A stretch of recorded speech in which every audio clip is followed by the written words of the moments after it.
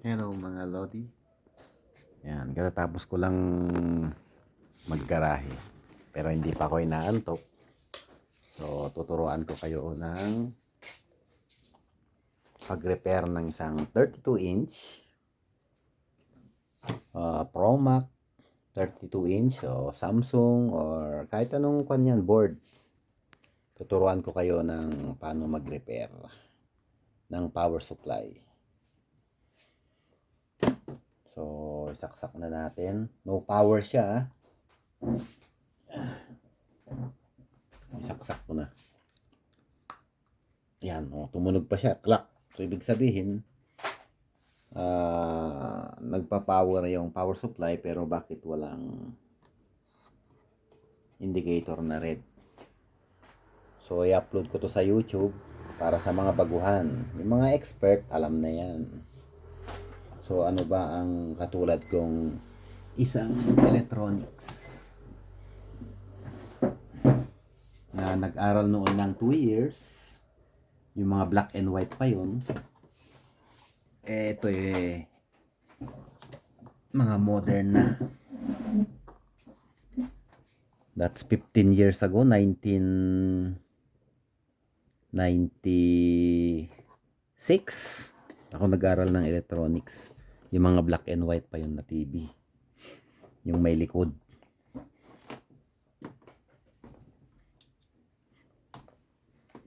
So ano bang unang tinitignan dito? Yan, board yan. Kahit anong board yan. Yung titignan mo lang naman, syempre yung power supply, yung primary. Kung nakikita nyo to, yung hati. Mostly nasa likod nito ang hati niya. Ayan o. Ayan yung mga diode o. Dito, yung primary, nakakuryente yan. So, dapat hindi natin ginagalaw yan. So, nilagay ko sa DC para makita ko yung bali, shortcut ko na to para sa mga baguhan. Pero with explanation, siyempre. Nulit ko para sa mga baguhan to kasi kung sa mga madami ng experience, magaling na. Wala nang alam na agad ang sira. Pwedeng, pero syempre need ang tester. So ang una nating titignan dyan, ito. Kasi di ba nung sinaksak ko, nag-spark pa nga nag-spark dun sa may outlet. So ibig sabihin may pumapasok na kuryente. Mostly pag ganun hindi siya na fuse. Pag mga baguhan kasi, yung fuse agad ang tinitignan. Pag nag-spark na ganun, mostly hindi siya na fuse. So titignan na natin agad dito.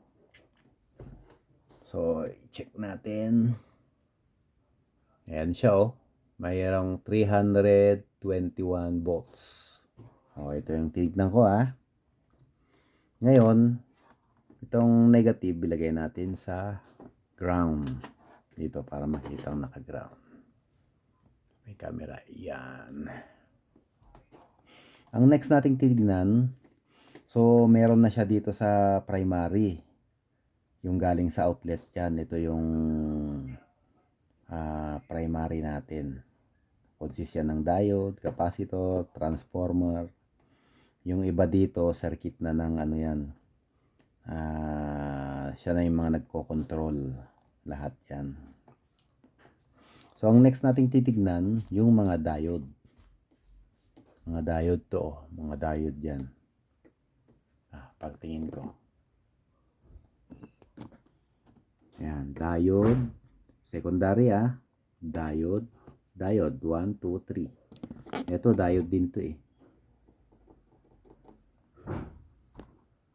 iba lang yung itsura pero diode pa rin yan. Kumbaga nakahiga. So, lagay natin yan. Mahirap yung patungan ko.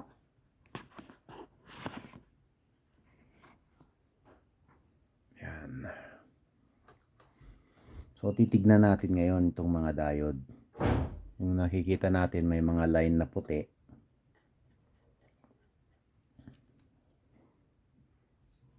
O nga pala, ang diode pala dito sa may primary is yung tawag nilang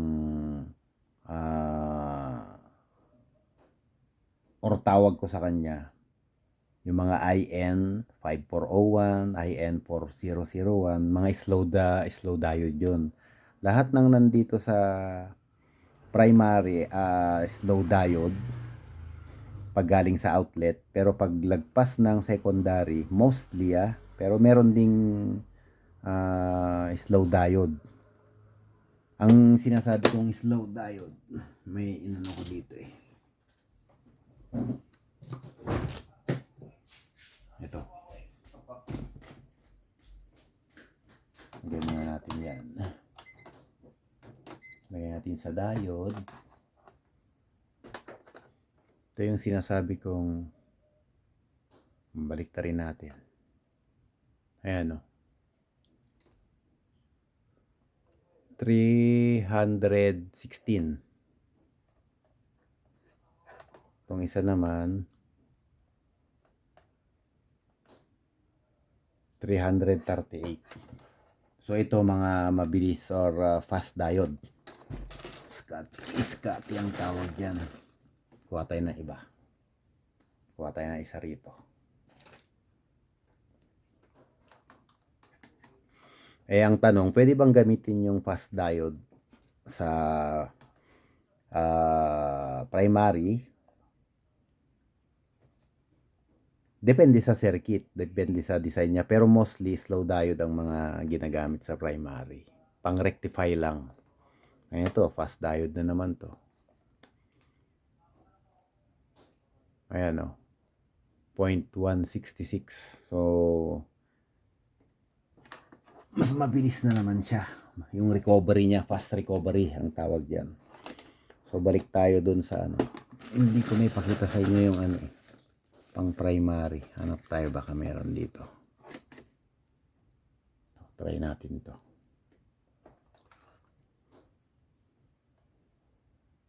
Puro fast diode.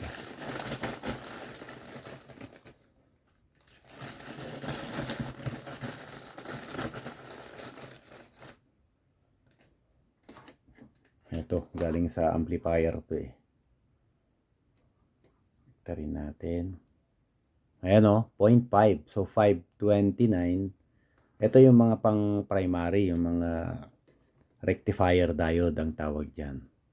Etong mabibilis, yung mga 0.5, 0.3, 0.2, yung 3.2, 3.21, ganun. Basta line of 3, line of 1, fast recovery diode na ang tawag dyan. Pang secondary, mostly. So, tuloy natin. Para maalon nyo lang yung mga diode. So, nakasaksak pa rin yan Dito may nasakpan tayong 300 volts. So, walang problema sa primary. Sa secondary na tayo.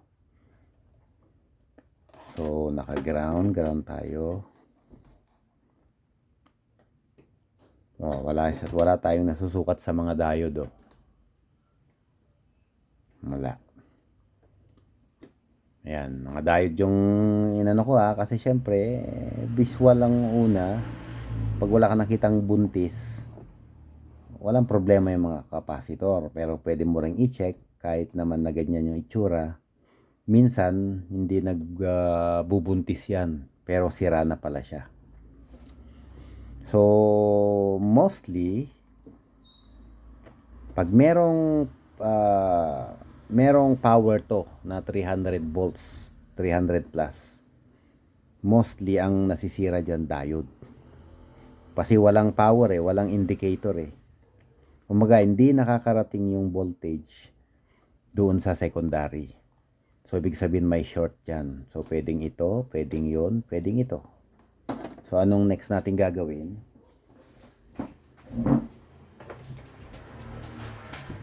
Paalisin na natin. Yan. So inalis ko. Tapos Pag inalis kasi natin yan, meron pa rin voltage to eh. Ayan o, 300. Bumababa yan. Pwede mong hintayin, pero matagal, mga 15 minutes or minsan hindi nawawala. So, kailangan natin talaga ng ganito. Pang discharge. Ayan, hawakan ko yun ha. Pagka inano ko, iilaw yan. Ayan. So, na-discharge na siya. Ganyan lang siya. Yung 5 watts na ano lang yan, dalawang 300 ohms na 5 watts. Pinagdugtong ko lang, nilagyan ko lang ng LED. So, i-check natin, 5 volts na lang oh. So, kahit hawakan mo yan, wala nang problem. So, anong next natin gagawin? Lagay natin sa diode. Pag nagre-repair pala ako, most of the time, nasa diode mode ako. Kasi doon ko nalalaman na yung sira eh. Yung kumbaga sa circuit. So, lagay natin ulit yan sa ground. Check natin ulit yung mga diode sa secondary. Ayan. Ayan, nag-beep lang siya. Pag yung isa, nag-beep. Tapos yung sa kabila, hindi. Yan mo na siya. Parang, yan. So, walang beep. Ngayon, mawawala din siya eh. Parang nag-charge lang. Kasi nasa in-circuit siya eh. So, pagka nag-beep siya, tagalan mo lang. Pag hindi nawala, baliktarin mo ulit. Ayan. Pagka hindi siya sira. So, in-circuit yung tinuturo ko.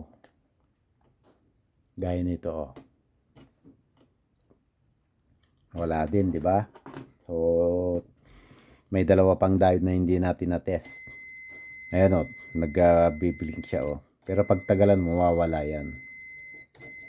Or pagbaliktarin mo siya. Or, naka-ground dito. In circuit, naka-ground to. Yan. Pero dun sa kabila, wala. So, okay yan. Kaya pag tinesting mo siyang ganun, o, di ba wala? Punta naman tayo dun sa pangatlong diode. Yan.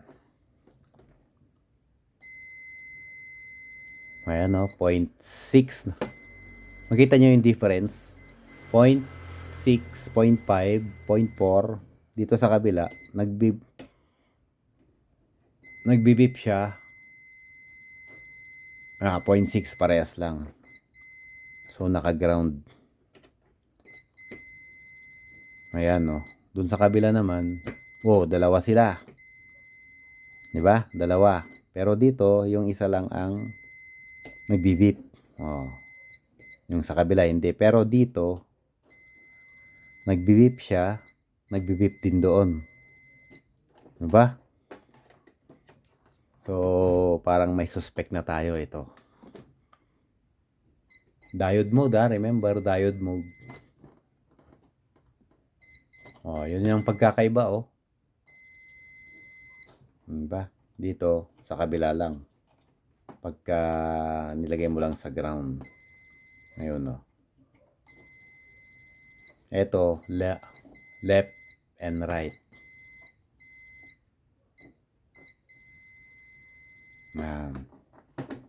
So, may suspect na tayo ito. May isa pang diode dito. Pero diode na ano yan eh.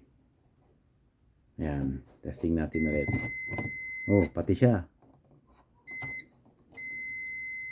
Ayan siya Baliktarin natin. Nawala. Di ba?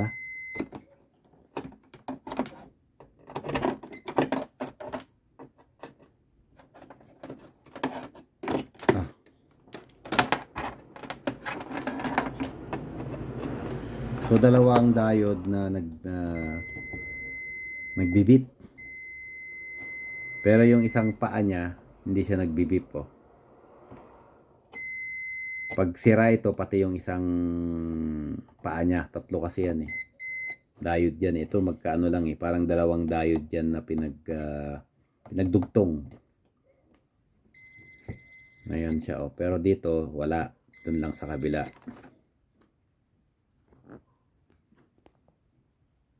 Ayan. So, anong gagawin natin dito? So, ito yung kung i-compare natin dito, ito yung nagbibip ng sa harap tsaka sa likod. Anode tsaka cathode nagbi-blink. Ay nagbibip. Ngayon, para hindi mo na alisin sa yung board, putulin mo to. Putulin mo yung isang paa.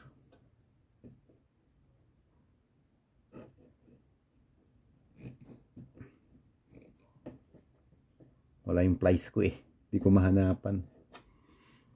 Ayan, so pinutol natin. Ayan o, pinutol natin ganyan, di ba? Yan siya o, 5.2. SB ito eh, sigurado pagka mostly. So yan, so pinutol natin. So ilagay natin, nakalagay pa rin sa diode mode. Try nating nagbibip pa rin. Pero doon nawala na. 'Di ba? So itong diode na to, pagka tinesting natin, 'di ba pang diode pagka baliktaran nagbip, ibig sabihin sira. Yun.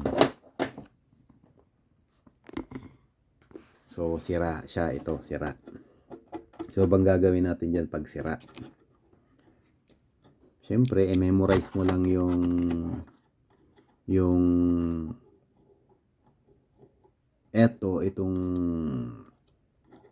puti.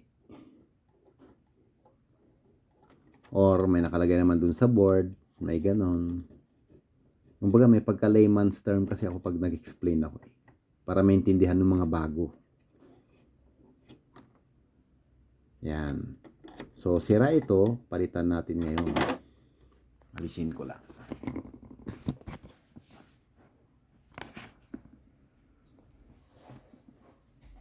Para magka-idea kayo kung paano ko nagre-repair ng power supply.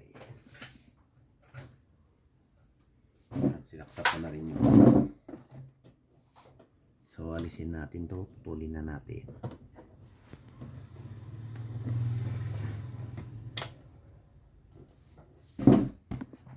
Yan siya oh.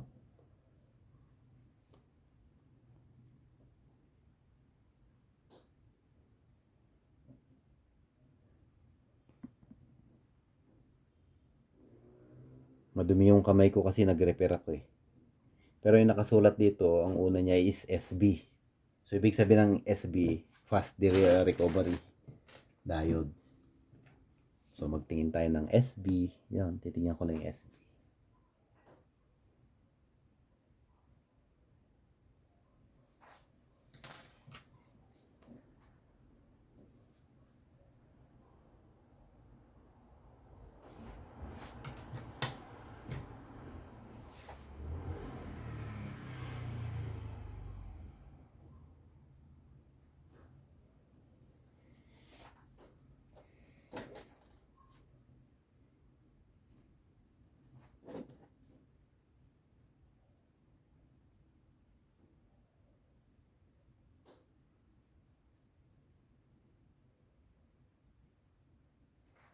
Hindi makita.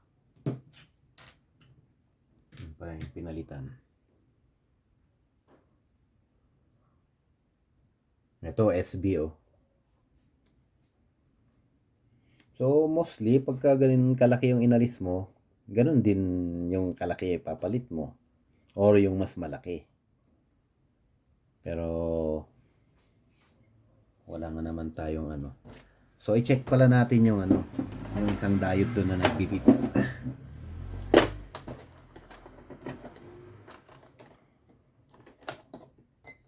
Oh, nawala, 'di ba? Kanina nagbibip to eh. Oh, yun, yung isa, naka-ground talaga yan. Ngayon, wala na siya, oh. Wala na rin nagbibip dito, oh.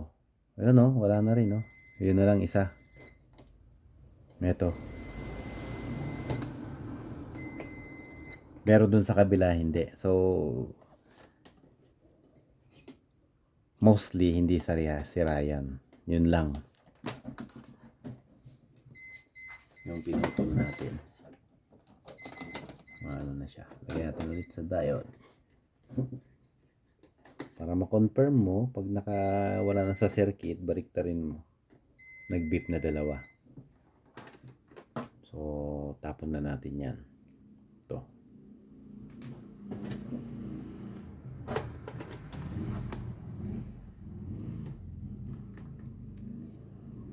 Ayan, 3.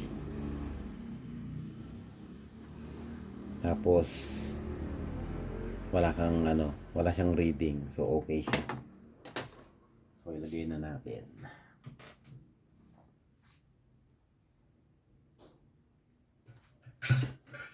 Mostly, pag 32 inches, dali lang i-repair. Pag power supply. Kaya gustong gusto ko pag no power Walang indicator light. Magandang i-repair.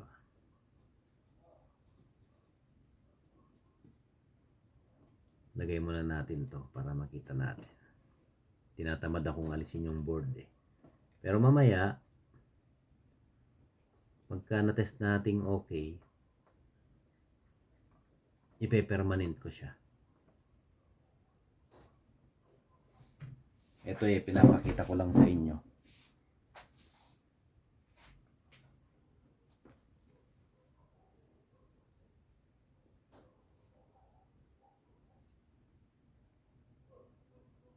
Mainit. Nag-repair kasi ako kanina ng jeep ko Nag-check ako kaya madumi yung kuko. May oil.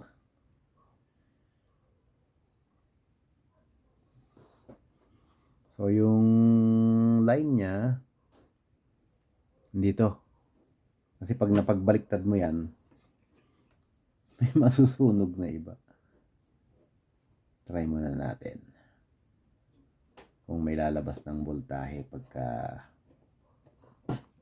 lagyan natin to. Mamaya ako na ipe-permanent.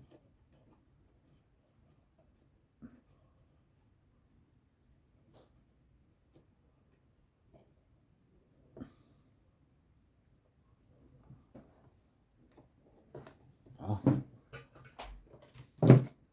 May nahulog na ano doon. Kasi natin. Mang electrical tong rice ko ngayon Hindi ko mahanapan yung maliliit. Kasi lumipat nga kami ng bahay. So double check natin. Yun ang flashlight. Tama. So pwede natin isaksak. Pero para makasigurado tayo, tingnan natin ulit yung beep. Di ba kanina nagbi-beep and light, left and right ito. No, wala na siya sa kabila na lang. Ayan.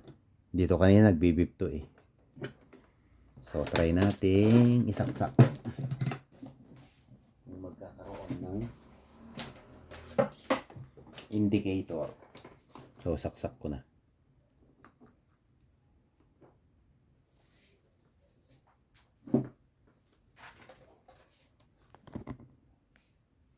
Kita nyo yun? Nagkaroon na siya Di ba? So, yung mga nag-uumpisa, madali lang talaga pag power supply. Pero, kahit nag-graduate ka na ng electronics, mahirap pa rin mag-troubleshoot kasi ang tinuro sa school, ano ba yung mga diode, ano ba yung mga capacitor, ano ba yung mga consist of power supply. Kami noon pinag-assemble kami ng amplifier. Pero hindi ko pa alam mag-repair pa rin kahit na Kahit na naka-assemble na ako ng amplifier.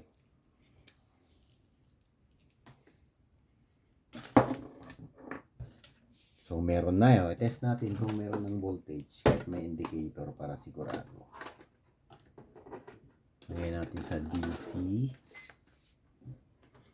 So, ba ito? Meron na siya, oh. 27. So, ibig sabihin, pag 27, sa ano yan? Sa backlight. Oh, 27. So, backlight silang pareho. 27. Ayan, yung 12 volts, oh. Ito naman yung nagpa-supply para dito lahat. Yun, yung ginalaw, yung nasira sa kanya para dun sa backlight. Yan, para sa backlight yan. So, try nating i-on.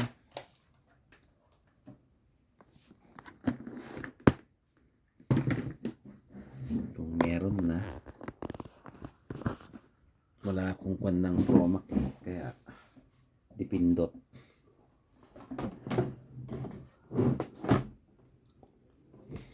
Pindutin natin. Saan ba yung power? Power. Ito. So, pindutin ko yung power. Nag-ano na siya. Ayun na. Meron na. Promac. Diba? Ayan na siya, oh. Promac. So, nagawa na natin. Diba? Yun lang.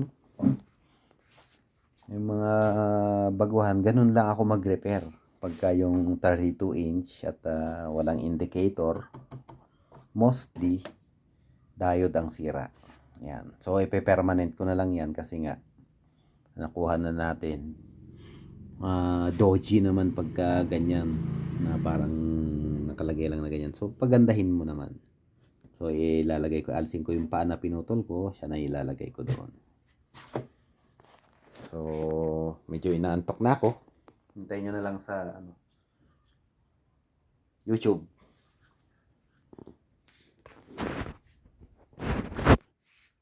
Alright.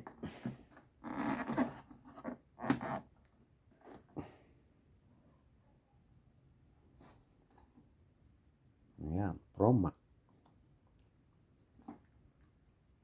Pure Entertainment. Okay, so good night. Yun lang.